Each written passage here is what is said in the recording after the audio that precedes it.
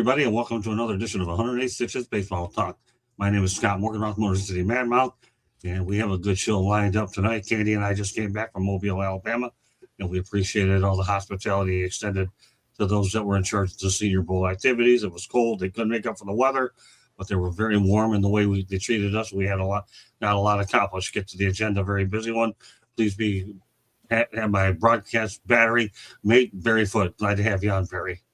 Thank you. Glad to be here. You're welcome. And Barry will have me off next week, but he'll be back the week after as a commitment. But that's okay. We enjoy Barry every time he comes on. Well, we've known the guy forever anyways. I've known him more than I see a lot of family members, and Barry is a family member to me. No ifs, ands, or buts about it. All right, Candy, he's also family, but in a different way. Right, Candy? That's true. I hope everybody's staying warm because I know the whole country is dealing with the cold. Yeah, they call it the Arctic blast is what they call it. And Tony with an LA cap, I guess he obviously read the notes. That's why he popped in with that piece of hat. All right, that's okay. At least he knows exactly where we're rolling with this show. And last but not least, Catsy. There's Eric. Hello, Eric. Goodbye, Eric. Uh-oh. Please don't be another Arctic blast on the air, Eric, because we'll be everybody's freezing here. Oh, well. I'm sure. Mm-hmm. All right, Eric. Good to be back, Scott. All right, good. The Arctic blast is defrosted pretty quick. All right, good stuff. All right, let's dive into a little bit of baseball history first. And then we'll go to August 23rd, 2011, as Craig Kimbrell ties a rookie record with his 40th save of the season. The previous record was set by Neftali Perez, and he ended up finishing with 46 saves in 79 games. He had 79 innings pitched, 127 Ks, 306, obviously, batters that he faced, 3.18, 3.10 earned run. He was All-Star and the AL Rookie of the Year as well. And he's also had a Cy Young Award. Barry, your thoughts about Craig Kimbrell as a whole? Look, I think there's sort of a new way to, they're looking at these relievers, and I looked at his stats today. It'd be nice for him to finish up with a good season or two, but I think he's at 440 saves or somewhere in that ballpark. So, yeah, I think he's probably a Hall of Famer. I know he's got Hall of Famer stuff. He's got a bow locker breaking ball, and he's got a great fastball. So, yeah, I think he's a Hall of Famer. Candy? He's 37 years old. He's already struck out 1,282 batters. He's played for, 10 different teams. So he's played for quite a while. 9-time All-Star. And 4-time National League saves leader. And he did pitch, I'm going to say this, a combined no-hitter on June 24th of 2021. So he was part of it. So yeah, he's had a good career. I hope he does well this year, except he's pitching for the Astros, so I hope he pitches well this year. I don't know. Is he? We'll see about that. Where is he? Yep. Well, don't worry about it. I'll give it something that you normally don't give in that stats. Don't worry about it. Okay? Don't worry about this one. I have it, Candy. We'll turn it over to Tony. Other than Kenley Jansen, who is currently playing as well, everybody who's right above him has made it in. So if he could find a way to string together, 38 to 40 more saves throughout his career, that would be the numbers that'll get him there. But the thing is, I don't know if he will get to that. Signing a minor league deal, it looked like he's losing he was losing some of his stuff. So maybe if he can make something happen in spring training to probably string along at least one more good year, maybe two, I think that'll get him in. But he's still on the fence for me right now.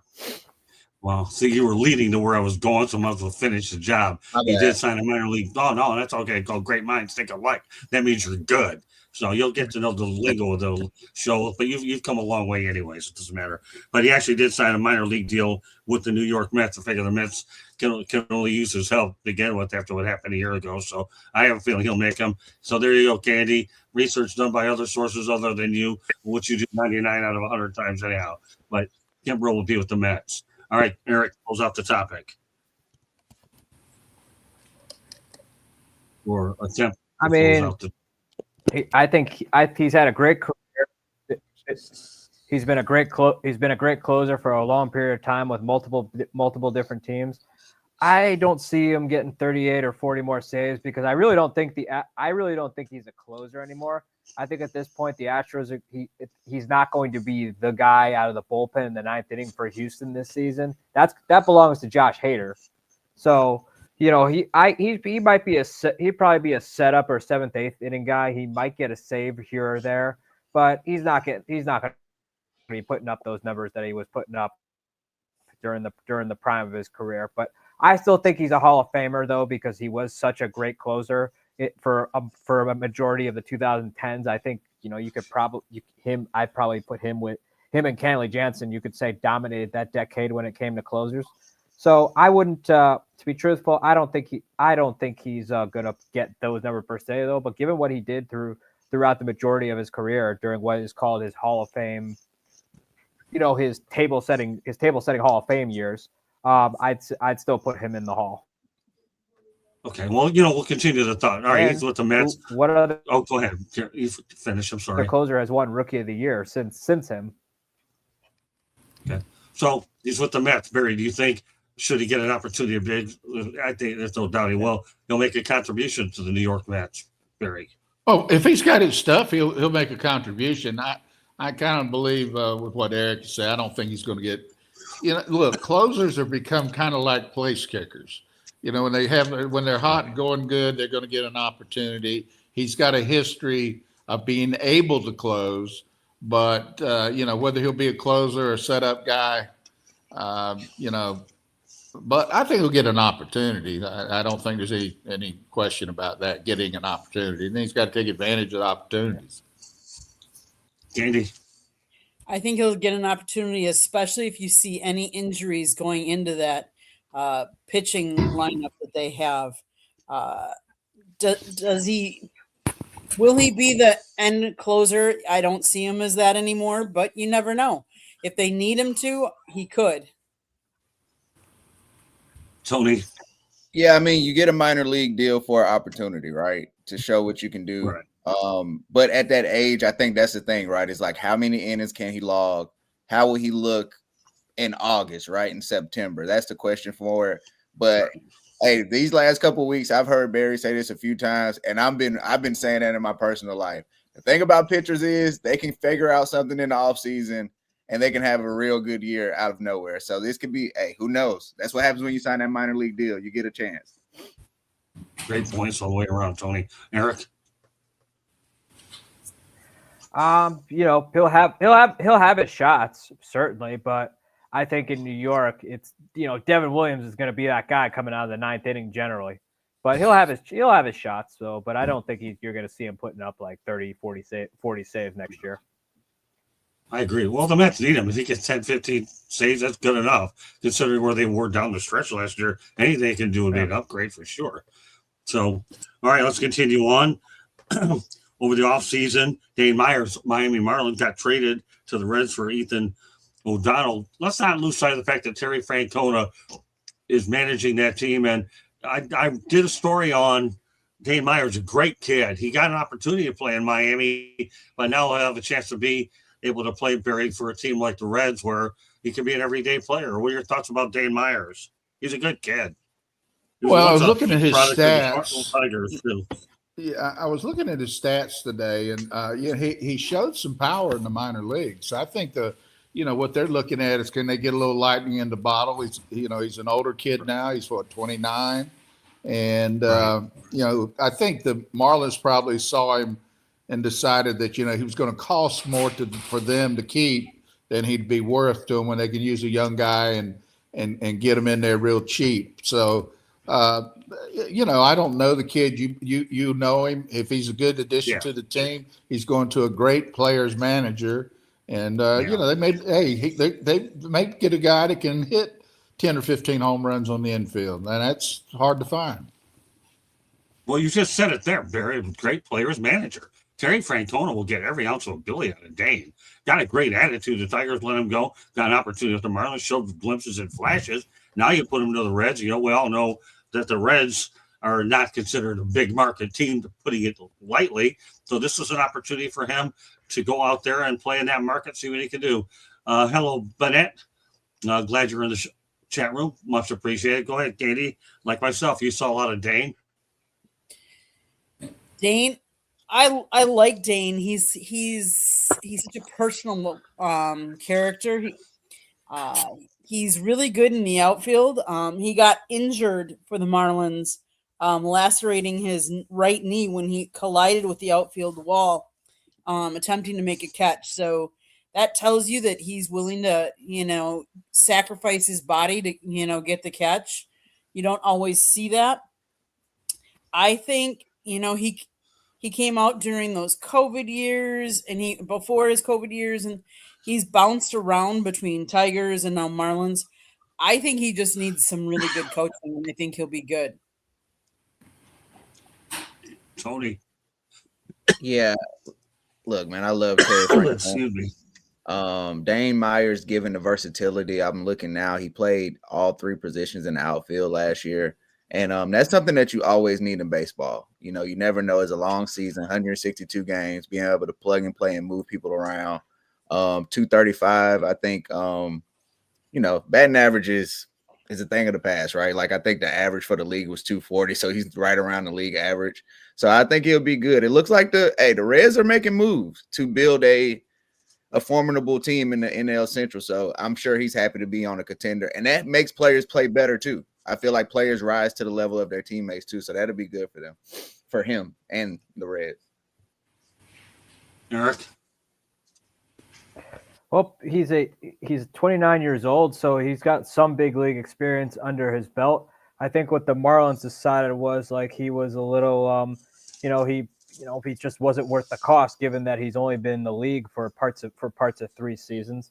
And, given that he's got some pop, though, he's going to a hitter-friendly ballpark in Cincinnati, and he's going to be going to a great manager in Terry Francona, which the Reds, I think, are going to be a playoff. I think they're going to at least contend for the postseason this year.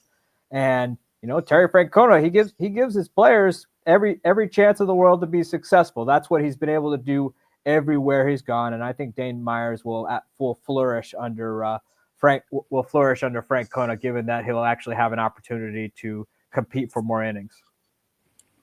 Yeah, no question about it. I agree with everybody. You can't play for Terry Francona. Honestly, outside of Don Manning, you can't really play for anybody.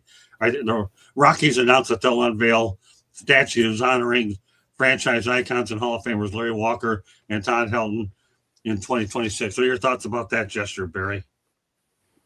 I think it's great. I mean, they were very good players. I got to see them as a coach, coaching against them, and those are quality guys. If you're going to try to have a legacy of a ball club, you got to start honoring your real great players, and I think is a smart move. Yeah, I had an opportunity, believe it or not, when I was covering some practice league, to interview both players, and they're just both down to earth people. They really are. I'm glad that they ended up both getting in the Hall of Fame too. I don't know if Todd Helton is in yet or not, but I know Walker's in. But either way, they both had great careers. I'm sure Candy will come up with that. But I'm glad they're being recognized up in the Mile High City. Go ahead, Candy. What took them so long? Right. If you're going to be a club and you're going to have guys that represent you and played for a long time, I mean, Helton, his entire 17-year Major League Baseball career was for Colorado. Like, why did you wait this long? His last appearance for the Rockies was back in 2013. Yes, you need to start somewhere, but why would you have waited this long? And yes, kudos, because I think these are two very good representatives of your organization. So I'm all for them. And Helton was inducted into the Baseball Hall of Fame in 2024. Beautiful. Thanks, Candy. And again, I've interviewed both, and they're both class acts. Couldn't happen to two better people. Tony. Yeah, I mean, to me, the two people you think about when you think of Rocky is Larry Walker and Todd Helton. Especially Todd Helton for me. So I'm with you, Candy. What took so long? Todd Helton played over 2,200 games for the Rockies. So, I mean, in my eyes, that's probably Mr. Rocky, right? So, I mean, it just makes sense. That'd be great. Yeah, just like I say, just if it's going to be anybody, it's going to be those two. Okay, fair enough. Eric? I mean, what took him so long? I mean, like Todd Helton's been retired for a while now. I mean, it should have happened right after he went to the Hall of Fame. I mean, you know, I grew up watching Todd Helton. I mean, he's probably the greatest Rocky of all time. I mean, sure, Larry Walker does, but it might have an argument though. But Larry Walker wasn't a Rocky for the entirety of his career. Todd Helton was. He could have gone anywhere else. He could have gone anywhere else during his career, and I'm sure he would have signed for, you know, what was then a bucket load of money, given, you know, payrolls were different at the time. But he didn't. He stayed in Colorado and endured some god awful Rocky teams. I mean, the Rockies were bad then, obviously not nearly as bad as they are now, but they were awful back then. And fans still came and fans still packed the ball. He still gave the fans their money's worth every night. And so, and actually, a fun fact is he was actually he actually also played football at the University of Tennessee. You know, and he was ahead of who was then a true freshman in Peyton Manning, right behind Jerry Colquitt. Right. Yep. And so that just tells you how ridiculously athletic he was. And Larry Walker, you know, he was elected in. I think he was elected in. I think he might have been the second Rocky elected in, if I'm not mistaken. But you know, how do you not honor those guys? It comes to show you the Rockies are not only behind when it comes to building baseball teams, but behind and honoring honoring franchise icons as well. I guess you have to do something when you nearly lose 120 games. Well, amazingly how you brought up the Peyton Manning. I asked him about that, and he brought it up. That, hey, listen, if I couldn't go ahead and get a job with Peyton there, I might as well play baseball. And that was great. I'm glad you brought that up. You brought back a few memories there. Thanks. Let's talk about our feature topic of the night. Yeah, he's quite a player too. But he made the right decision. He played baseball just like Kirk Gibson did too many years ago with the Tigers. You know, he played wide receiver at Michigan State and ended up playing baseball for the Tigers. How did that work out? I'd say it worked out pretty well. All right, feature topic of the night. The Dodgers owe $2.11 billion to 10 players. Shohei Ohtani is worth $700 million over 10 years. Mookie Betts, $365 million over 12 years. Yoshinobu Yamamoto, $325 million over 12 years. Kyle Tucker, $240 million over 4 years. Obviously, that's called salary cap territory, which we've talked about. Blake Snell, $182 million over 5 years. Freddie Freeman, $162 million over 6 years. Will Smith, $140 million over 10 years. And Tyler Glasnow, $136 million over 5 years. Barry, the Dodgers are printing money, man. Unbelievable stuff, isn't it? Well, they are printing money, and that's why they can afford to do this. They had over $1 billion of revenue. Their salaries this year are going to be in the 425 range, I think, 425 million. League average is 42% of revenue per team. So for them, they're in the revenue average of what they've got revenue. So they probably even have a little bit more money they can spend. So, you know, it's a matter of, you know, if you got $1 billion worth of revenue, you can afford a $450 million payroll. So I don't think it's that's why they do what they do, because they have the revenue to do it. That's what's going to cause a walkout or lockout most likely in 27, because the players are never going to agree to a salary cap without a fight. And, you know, the small market teams are going to say, look, how are we going to compete when the Yankees have got $750 to $1 billion of revenue? These guys got $1 billion worth of revenue. So it's going to be a heck of a fight, I think, for the next CBA. So look out 27. Yeah, that's why I'm getting all my baseball hay right now, Barry, because I know Elijah has 27 for that reason. Finn, Sammy, thank you very much for reposting this on the stream on X. We appreciate it. Candy? The Dodgers are projected to be, yes, over 413 million, far exceeding the $244 million threshold. Due to extensive salary deferrals, the actual cash payroll is lower at approximately 196 to 249 million. They've had, obviously, the Dodgers are expected to surpass all four penalty tiers, resulting in a 110% tax rate on excess spending. They have the revenue to do it. They're spending it. Yes, it does it make it a unfair advantage? Does it make does it make the smaller market teams work harder? You bet. You bet they do it with younger, more rookie players than the Dodgers. The Dodgers are going out and getting more veterans that are more expensive. Is it fair? Well, we'll see how fair it is come next year when we're discussing if there's a lockout or not. Tony? I love it. If you got the money, spend the money. All right. There's no need to be cheap. They're getting it back. The only thing I don't like about it is I think they took the inch proverbial of the deferrals and they really took a mile out of it. Like I say, I don't like all the deferrals that is like manipulating the money in the contracts to create these deals. Like Ohtani only making $2 million a year on the front end of this is really what opened up a lot of these contracts to go through. But hey, man, they're not cheating. These are the rules that have been in the rule book for all this time. They're just able to do it. So hey, man, I like it.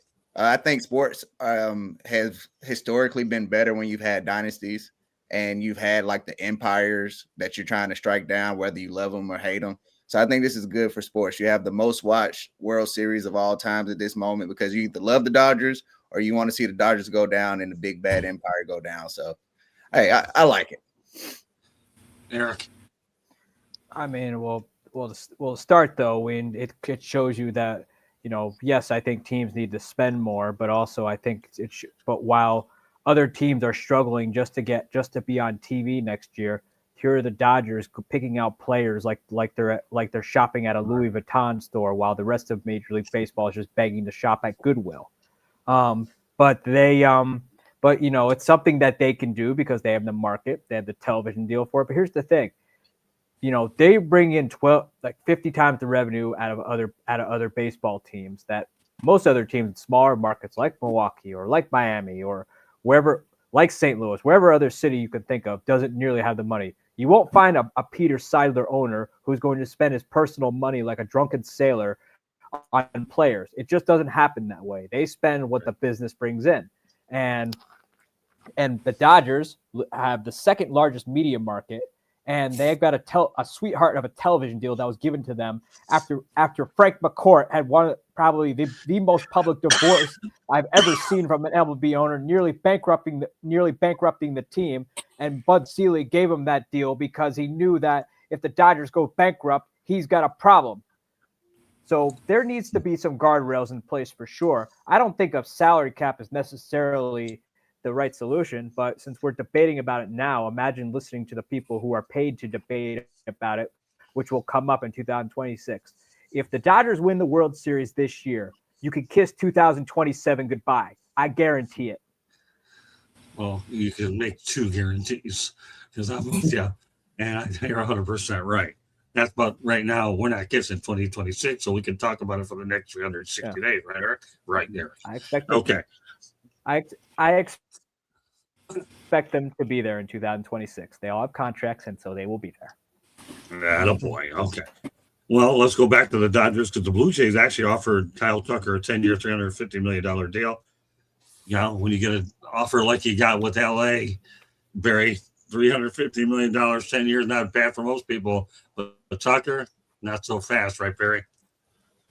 I think it's a smart deal for the Dodgers. I mean, I'm not a big Kyle Tucker. I don't understand how he's anywhere near a $60 million a year player. But if you got to have him and you're willing to spend the money, I'd much rather have him knowing I can afford him at 60 million than have him for 10 years at 35 million a year when those back years he's going to be a mediocre player. So, I think you're going to see much more of this, especially with the teams that have big revenues, is to pay high numbers for shorter periods of time so you don't get your roster screwed up. And you get, as we talked about last week, the Cabreras and the Pujols who are Hall of Famers, but they're not Hall of Famers in those out years, those 4 or 5 years. You're still paying them. Yeah. You can't get rid of them. The PR would ruin the ball club. I think it's smart for the teams, but that's going to be another issue because it's going to affect arbitration. It's going to affect guys like we're going to talk about in a little bit. When you got a $60 million a year 5-WAR guy. He's not a 6, 7, 8, 9-WAR guy. He's a guy who's good but not great, and he's getting $60 million a year. I'll tell you, Barry, you get better at this broadcasting thing every single week because he knows what his Barry Foot people is getting an idea what these things called segues are, aren't you, Barry? Great stuff. Great minds thinking like you, Barry. You're forcing me to, Scott. You're forcing me to put some time and energy into this now. I don't force you to do anything. You were my manager. You forced me to learn the game of baseball because you know better because of it. But the fact that you're embracing it makes me feel really good. Better than that 33-degree weather I had to deal with up over the weekend. All right, go ahead, Candy. Yeah, Tucker signed a 4-year, $240 million contract with the Los Angeles Dodgers. The deal includes opt-outs after the second and third years, a $64 million signing bonus, and $30 million in deferred money. Good for him. I mean, and yes, should they want to have these big contracts? They want to go long, but in the interest of the team, long contracts don't normally pan out in the long run. A lot of times you got to restructure because you can't afford, and you need to restructure if you want to have other players coming. Like let's face it, Tom Brady restructured his contract how many times so he could let other teammates get money too to attract good talent. Now, I'm not saying that Kyle needs to do that obviously with the Dodgers because the Dodgers obviously have one of the deepest checkbooks that anybody has, but there's everybody wants to get paid as well. Tony. Yeah, I'm with Barry and Candy. Look, I think this is the future of deals. No matter what happens with the next CBA and contracts, I think shorter deals, it'll still be big money, but I think this just makes sense. The first thing I thought when I saw Kyle Tucker's contract is this is like an NBA max deal where they're short, 4 or 5 years, you get a lot of money. But I think it works out, like you said, Barry, it works out for the team and it works out for the player, right? Because you can go get another bite at the apple in a short amount of time, right? If you really ball out in those 4 years, and like Kyle Tucker has an opt-out after 2 years, what if he goes get an MVP, right? And he wins a World Series on a good team like the Dodgers? Who knows where else he can go get another good deal like that? So I like it. We all hate to use people as examples, but we have to. We all saw Miguel Cabrera his last year. We also saw Albert Pujols his last year, right? These 10-year deals, we all know that by the time Juan Soto is making $70 million in year 12 of that deal, it's going to look terrible. He's going to be a DH. So this makes sense on all across the board, and I think that's the future of contracts in baseball. Great points, Tony. Eric? Well, the thing about it though now is, having these guys on short-term contracts is great. It protects the team from having to deal with a declining asset. Also, the player gets to go out in free agency and cash in again. And for the team, though, the player is motivated. You think he doesn't want to cash in again and again and again? He does. Right. And it's it works out well for both sides. Which 10-year deals used to be the thing where you could easily go where you go in there, you got security, you most likely have a no trade clause, and you're set for life at that point. However, when you start to decline, that deal just becomes a pain to deal with. We talk about Pujols. I'll talk about Alex Rodriguez. Of course, Alex Rodriguez is a very extreme example, but still, he was declining. And granted, not every player who declines brings the amount of noise that A-Rod brought at the time, but but still, when you have a declining player, though, it's awful. I mean, the Reds had it with Ken Griffey Jr., I think, and he's just not putting up the numbers that you're paying him to put up, and it's just really bad. The only contract I could see that worked, a couple contracts I saw working out, for most of the 10 years, was Derek Jeter. And also, when John Lester signed his long-term contract with the Cubs, he was producing right up until about the end. But for the most part, though, everyone ends up like Jason Hayward. But it's just not good for both sides. The player's declining, he's still cashing in, and the team can't really do much of anything because they have that big money deal, and you can't this isn't like the NFL where you can just release these guys and then pay them some money in, because most of those contracts are incentivized. Baseball, all the money's guaranteed, and no owner wants to empty out their pockets like that unless they have to. Yeah. Fair enough. Well, Barry alluded to it. Time to get to it. And this will be taking place Wednesday. The long-awaited arbitration hearing is going to take place. Scott Boras didn't allow the Tigers to counteroffer with Tarek Skubal. The arbitration was set to go this Wednesday night. Skubal's camp, $32 million, Detroit $19 million. And of course, Skubal will join Team USA, obviously, for the World Baseball Classic. The stage is set, Barry. Barry, where do you think Skubal's going to wind up, 19 or 32 million? Well, I think the Tigers are trying to lose that arbitration. What are they thinking coming in at 19 million? So I think he's going to have to get 32 million, and they're going to get a bargain at that. Okay, Katie. Yeah, I don't know how you can think that this elite pitcher is only worth 19 million. Like, that's just a low ball. I mean, he's going to get the 32. Tony. Yeah, I agree. 32 is crazy, man. You got Zach Wheeler at 42, Jacob deGrom at 37, Blake Snell at 36, Garrett Cole at 36, Corbin Burns at 35. Dylan Cease just got $30 million. I think Tariq Skubal is going to get 32. And like Barry said, that is probably a bargain at this point. Eric. I mean, how do you come in at 19 million for a guy who's been an all-star the last 2 years and one of the last two American League Cy Young awards, and is placed at least in the top 10 in MVP votes? What are you really trying to be that cheap? It's just that's the equivalent of trying to buy a used Toyota at a Ferrari dealership. It's awful. But it's going to but it's like, it's just awful on the Tigers' part. I mean, for sure now that he's going to test the market. His days as a Detroit Tiger are probably more than likely going to be numbered. So enjoy him while you can, Tigers fans, because he's more than likely gone. This is blatant by the Tigers that you're disrespecting a guy who's probably probably the top two best arms currently in the sport, next to Paul Skeens. So, you're playing with fire, Detroit, and what I think is going to happen is ultimately I think Skubal is going to win. Otherwise, if he loses, though, the lockout just got a whole lot uglier. The difference between Mike Ilitch and Chris Ilitch. That's all there is to it. Mike Ilitch, but instead of 32, you'd giving him 40 million. You wouldn't even be hitting those numbers and talking Scott Boras. Okay, great stuff. Anything else you wanted to add, Barry?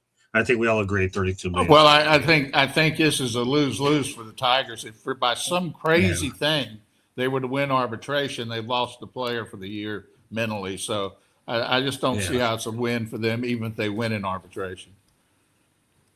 Yeah, I agree. Tigers have really mishandled this one really, really bad. All right, well, guess what? Jazz Chisholm Jr., this is really funny. I kind of have to throw some of these WBC ones in there. Will play for Team Great Britain. Jazz is singing jazz in Team Great Britain, Barry. How is it possible? Is he going to be out over at the London Tower? This is just a match made in the UK, I think. Well, I don't know him other than what I've seen on TV. I've often thought that he is not a Yankee sort of player, but he might be a great teammate. I don't know him. I don't know just what I see of him. Obviously, he has great ability. He can do a lot of things on the field, but he's always struck me as not a real Yankee type guy.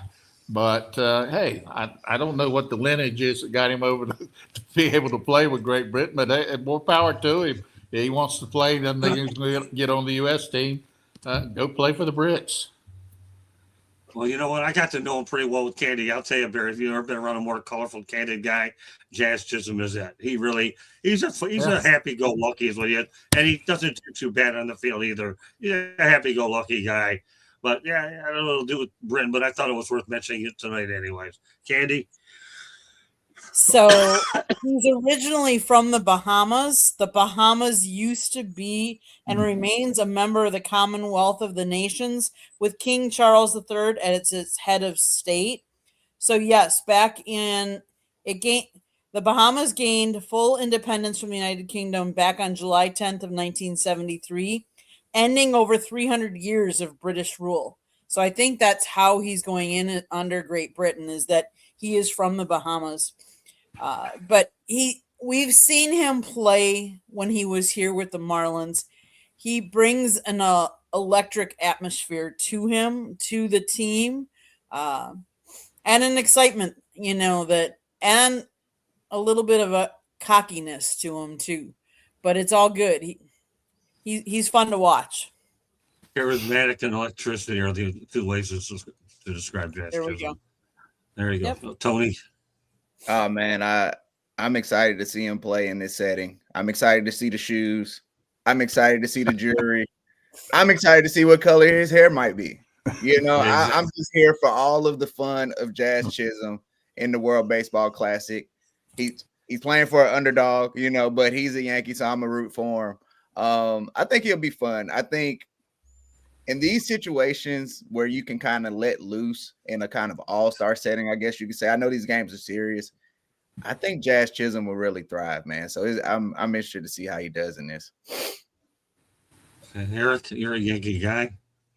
I like Jazz. I've liked him since he's come to New York. I know that there are some question marks about his time in Miami and the clubhouse and whatever, but since coming to New York, I haven't really heard anything too negative, aside from he'll say something every now and then, but nothing really that's going to cause a massive amount of problems as he was perceived in Miami. But the Bahamas were once a British colony, so that's why the eligibility for him to play in Great Britain kind of comes in, though. So he likes the big stage. He likes the opportunity to make a big play. So good for Jazz. Yeah, more power to him. It'll be interesting to see what colors he's wearing. I'm happy for him. He can play with WBC. Why not do it? And most of the rest of the show is going to be talking about that anyway, because Clayton Kershaw is going to be doing it as well. You get the World Series. Why not go out with WBC? What are your thoughts about Clayton Kershaw playing in the WBC, Barry? Well, he can still get hitters out last year. So, in a short sort of series situation, he's going to bring leadership. He's got a certain gravitas. He's a Hall of Famer, will be a Hall of Famer. So I think it's good. I think it's also very good for WBC because it adds a real name guy, and in that environment where they can pick and choose when they use him, he could be valuable. Katie? I think it'll bring attendance and interest to watching more of the games now that we've seen a lot of the big name players that are going to be playing in it. And I think that's only great for the WBC. Tony? Yeah, why not add one more thing, one more notch under Clayton Kershaw belt if he can get a WBC championship on his way out.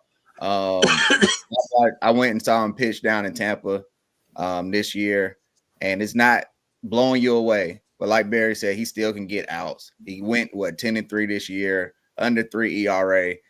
I'm sure he's rested up post World Series and playoffs. And he's not going to have to be the horse, right? So I think he can go get you 5 innings in a game or two in the WBC, and that's all you need. He's there for the leadership. He's there for the ride, to be that voice in the dugout more than anything else, and then he can get you a couple outs as well. So hey, I love it for Clayton. Eric? kind of a last hurrah for him because he said he was done with he was done playing baseball. I think he's just doing this because he just wants one last hurrah at it. He doesn't have to go to spring training. He just has to participate in this tournament for a couple weeks, and then he's done. So why not? Why not let him do it? I'm sure they'll allow him on the mound too to get him that playing time a little bit. And so, he's just doing it because he wants to, be a part of this event, and then he's done. So, I'm happy for Clayton. He's had a great career, and why not let him get this goodie bag on the way out? Yeah, I couldn't agree more. Not like he's preparing for a 162-game season, just a few weeks and it's over with. So if you're going to have the last draw, you might as well do it on a mini stage. And I can only imagine what it'll be like if he ever gets a chance to face Shohei Ohtani if he gets that far. Oh, my gosh, the drama theater there. Oh, it's just too much to mention. We'll continue on with the WBC theme. Alex Bregman's also joining Team USA. Barry, some thoughts about Alex joining the WBC? Well, he's a good player. He's got a winning background. I think he's a good addition. He's just a solid player. He's not, for me, he's a very good player. I'm not sure he warrants the kind of money he's getting either, but he is a very good, solid player. He's got World Series rings to prove it. So I think it's a good addition. Candy?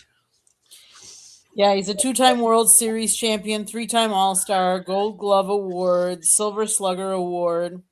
Kudos, like I said, kudos to the World Baseball Classic for getting some of these big name players to be in the game to pique more of our interest. Because I have a feeling more of us will want to watch than we have in the past.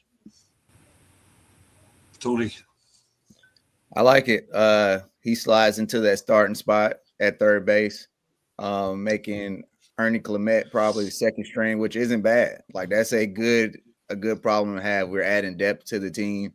I really like all of the stars from all the different countries, like Andy is saying, coming to this. This is about to be the biggest baseball tournament we've had probably ever when we think about it, especially when we think about the eyes that are going to be on it. Alex Bregman, we got Captain Judge. The list goes on and on. I love this for the WBC. I can't wait to watch it.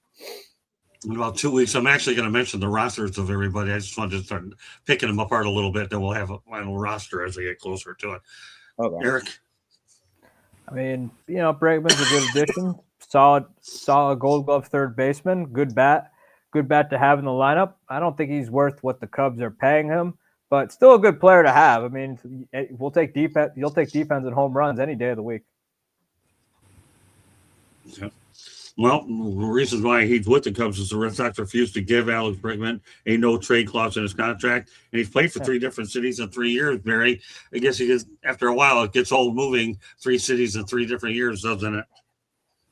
It does. It's probably the Red Sox better win because they didn't do it. That was the guy they wanted, and then they couldn't really fill the gap with anybody else. I'm not sure no trade. I mean, he's a solid guy. He's not a guy that you'll build your club around, but he's a guy that's going to contribute. Plus, he's a good defensive player. Good defensive players are usually good defensive players throughout their career. So I'm not sure it was a real smart move on their part to not give him the no trade, but we'll see how it works out in Chicago. Yeah. Candy? Yeah, I agree. I mean, Barry kind of said it all. Like, that's a lot of money for them for him, but we'll see how it pans out. Some teams just keep spending and spending and spending. Tony? Yeah, I don't get the Red Sox. I don't get what they're doing. They're kind of botching this whole infield, especially third base situation. And then you don't pull the trigger to go after Donovan. So I'm like, Barry, I hope this works out for him. Actually, I don't. As a Yankees fan, I'm glad this is going to the hell. But yeah, I don't know. It's really confusing, right? You get rid of Rafael Devers, you bring in Alex Bregman, right, and then you don't sign him for a no trade clause. A no trade clause doesn't mean you can't trade him. It just means that certain teams they don't want to go to, right? So I mean, I think you give him that and you cross that bridge when you get to it. It's almost like you had plans to sign him to then trade him within like the next year or two, with making that a big stink about it. Let me tell you, if a player wants to get on that no trade, they want to get on a no trade clause. Don't think that they can't spend a couple of dollars. Hey, just do it. We need to get this player. There's always Come ways on. to work around that Yeah. on the surface. But all right, Eric. I mean, yeah, there was a lot of frustration in Boston when they were unable to re-sign Bregman because he was such a big part of that team last year, and he was probably there. He kind of became their unofficial captain, and he was one of their better offensive players last year. But what are the Red Sox doing? I mean, granted, I'm not complaining because anytime the Red Sox are dysfunctional, it's true. It truly warms my heart. But yes, they. But it's. I didn't think he was. I think the Red Sox really they need. I don't. They moved. They pissed off Rafael Devers because they took him away from third base to put Bregman over there. Which once they traded. When they eventually traded Rafael Devers. I'm thinking, okay, they're going to use that money to extend Bregman because clearly he's the priority now, and they let San Francisco take on the entirety of that contract, and so you're thinking they at least got some money somewhere to make that happen and make him a Red Sox for life, but they didn't, and now he's on the Cubs, and now the Red Sox kind of are going to be rolling with some younger players over at third base. I think Marcelo Mayer is going to be. I think he's going to be that guy, but we'll see though.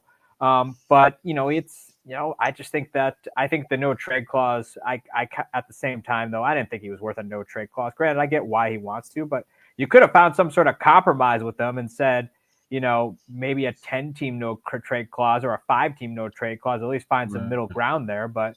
Knowing his agent is Scott Boras, I'm sure he wanted the full no trade clause because he likes to take the entire. He not only wants the buffet, but he not only wants something from one thing from the buffet. He wants to take the whole thing with him. So so unfortunately though, he's on the Cubs now. So we'll see how it pans out though, because Bregman has shown at times his bat can come and go. Yeah, I'll go with the nature of that deal. By the way, it's a $70 million of it is deferred. The deal is with the Cubs for Bregman, 5 years and $175 million. And again, $70 million deferred, Barry. Gets back to what we've been talking about deferred contracts later. They're planning for the future, get enough money to get by. That's what you have with the Bregman deal, Barry. Well, yeah, and I think 35 million, 34 million, whatever that number, 35, I guess it is.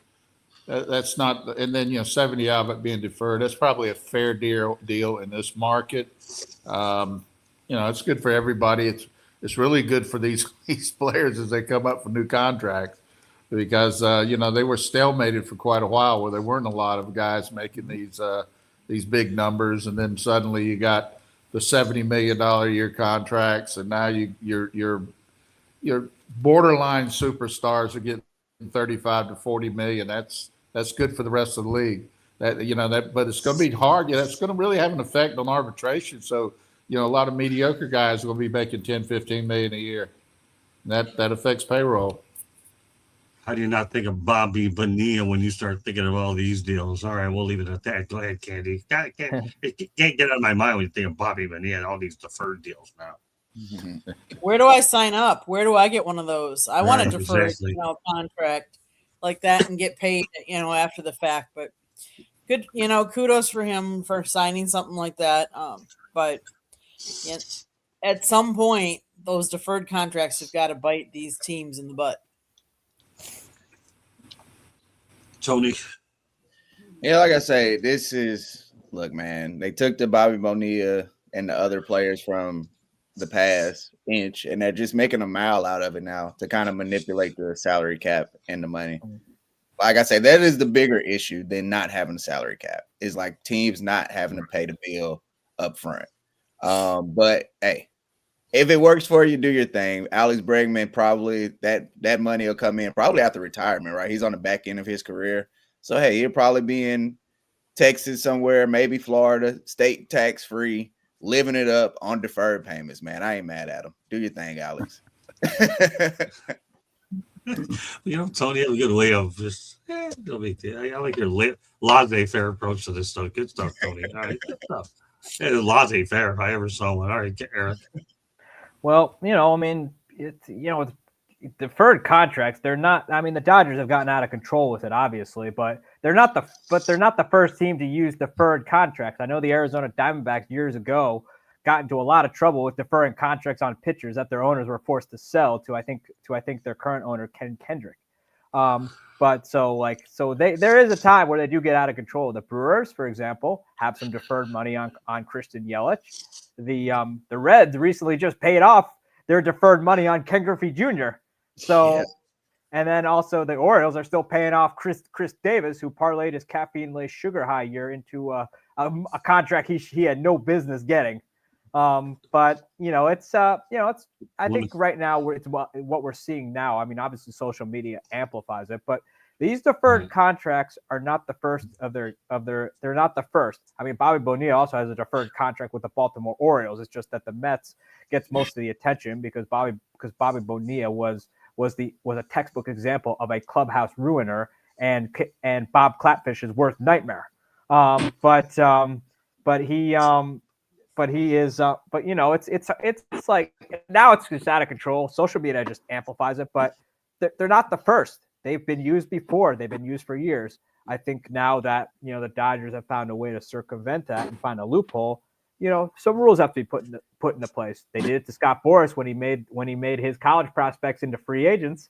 So I think rules will be put into play when it comes to deferred money contracts where you got to be footing some of the bill at once. You get a lot of great points there, Eric. Let me make one point, Scott. I had please. 25 years of deferred money on my last contract. So you guys go easy on the deferred money now. My ex-wife really appreciated that too. For what team?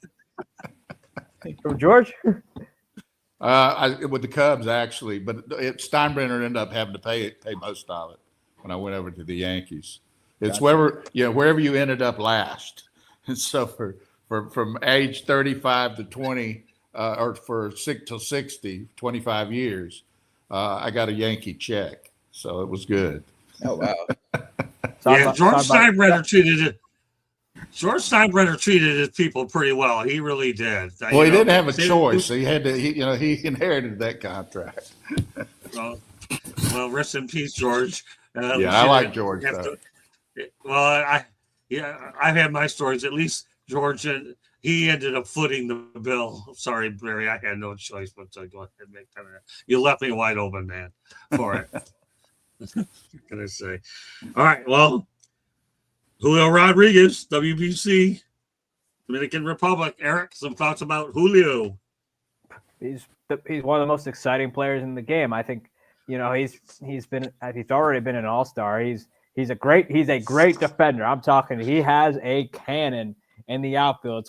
It's why when you tag up, runners are a little cautious there because the guy can really swing it from center field, and great power bat. And he's going on a loaded DR squad, which I think this year they are poised to make some noise. I mean, we keep saying that every year about the DR. And they end up being overhyped, like what the Dodgers were prior to 2024.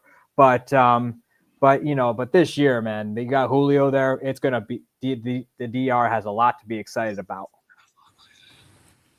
Tony, yeah, they can go without adding anybody else, and I'll be okay. All right, they're scaring me for Team USA, but no, I like Julio Rodriguez. I echo what Eric said. Amazing in the outfield. Electric, another guy who can steal bases, somebody who can hit for power. So he's going to be a problem for whoever they face in the WBC. The whole Dominican team will be. It's just if they put it together. They put these teams together, and it seems like they don't take the game serious in pool play and group play, and then you look up and they're out. So let's see if they take this serious. Katie? I would say of all the sports, when you build a team and it's really just players from all over and they haven't played together, baseball is the one sport that you can do that and you can still have success. It's not like your NBA and you've got to pass the ball to people and stuff like that. you pretty much know if you're going to hit the ball, where you hit the ball, who's got to throw it to where, and stuff like that. I think this just makes for exciting. Like I said, I don't know that I've ever watched WBC, but yet this year I'm intrigued by all the different names that are playing for all the different teams, and can't wait to watch it. Sure, you're on this baseball just show every week. You get to put them in the computer all the time, and you see them. Well, when you want to watch a little bit, let alone the fact of being played in a ballpark, we're all too familiar with. Go ahead, Barry. Well, you're talking about a 5-tool guy. There's not many of those around, and that are true 5-tool guys. So it's it's great for the series. I'm with everybody on the discussion here. I think it's gives us all a good reason to watch it, and you do hope that the Dominican Republic, who is going to have as good of players as everybody else, maybe better, gets deeper into the series and maybe even has a chance to win it. Now, so it makes this tournament unbelievable. One last player I want to mention, if he can stay healthy all year, he's a better story, but Byron Buxton, outfielder of the Minnesota Twins, is set to play his first WBC for the United States. Mary, some thoughts about Byron Buxton. The key with him has been his durability. Otherwise, there's no downplaying the fact that he's a heck of a player. Well, he's in the league with Rodriguez when he's healthy. He's a great defensive player, and he's shown much better power in the last couple of years. But like you say, you got to stay on the field, and that's been his biggest problem. It's just staying healthy. Candy? Yeah, he's Buxton was considered by some baseball analysts to be the most talented player available in the 2012 MLB draft, and he was selected second overall pick. He's won the Golden Glove Award, 2-time MLB All-Star. Kudos to him. I mean, again, all these big name players. Can't wait. Tony? If I'm the Minnesota Twins, I'm very scared of Byron Buxton playing in this game for the reasons that you highlighted. Health, man. Somebody who 126 games is what he played last year. That's the second most games that he's played in his whole career. I am very nervous with him playing in high leverage, high level games before the season start. This kind of reminds me of basketball with Joel Embiid playing in the Olympics and how that ruined basically his 2024, 2025 season. But if he can stay healthy and unscathed, more depth at the outfield position, he'll probably still be a backup behind Corbin, Judge, and PCA. But hey, I'm all for him. If I'm Minnesota, I'm very weary though. Derek? Well, Byron Buxton, if only he could stay healthy, I think he'd be an all-star every year. But unfortunately, that's been his Achilles heel, as he's been unable to stay healthy. But let's keep something in mind, everybody. The Minnesota Twins right now are a dysfunctional mess. Probably the only team that might be more dysfunctional with them at the moment is the Angels, whatever they call themselves these days. But the thing is, though, I mean, good for letting him play. And I'd like to say, though, I like how Buxton is decided to stick around in Minnesota. It deserves a little admiration, though. The guy could very easily ask for out and say, trade me, but he hasn't. So he's willing to kind of see what happens, and hopefully the Twins can stop being a dysfunctional mess and actually start to kind of get their rebuild underway, though, because I don't know why they decided to fire their GM, let go of their GM right now with a few weeks before spring training. But good. But Buxton, though, I mean, I got to be careful, though, because if he gets hurt, though, I can guarantee you it's going to look really bad on the Twins once again. Yeah, there's no question he's a loyal kid, but health is the key thing. Our last topic tonight is not WBC, but you always wonder where good people continue on. Here's one. The San Francisco Giants have hired Ron Washington as their new infield coach. What are your thoughts about Washington, Barry, landing with the Giants, where all old managers wind up someplace or another? He's the latest one. He's going to be their infield coach of the Giants. Well, he's got a great reputation, even going back as far back when I was around. Players really like him, and he has a tremendous reputation about his infield work. And I think there's plenty of players that have come out and talked about him turning their defensive prowess around. So I think it's a very good addition. Candy. Yeah, I mean, Excuse me. anytime you get a former player that has done what he's done and played as many times, and then he's managed, so he's done it all. And I think those can make some of the best coaches because he's been in their shoes before, and I think sometimes players relate to them more so because of that. I'll say one thing: Tony Vitelli won't have any shortage of good resources out there now. They add Washington to the mix, that's for sure. Go ahead, Tony. He's there to fix Rafael Devers. No, I'm joking. I don't know. But I'm with you. I'm another veteran manager, somebody who knows the game to help a young coach. Ron Washington has won everywhere he's been coaching, whether he's been the manager or the third base coach. Everything that I seen when we know what he did in for the Rangers, 2-time World Series. They didn't win, but he got him to the World Series 2 years in a row. He goes to Atlanta.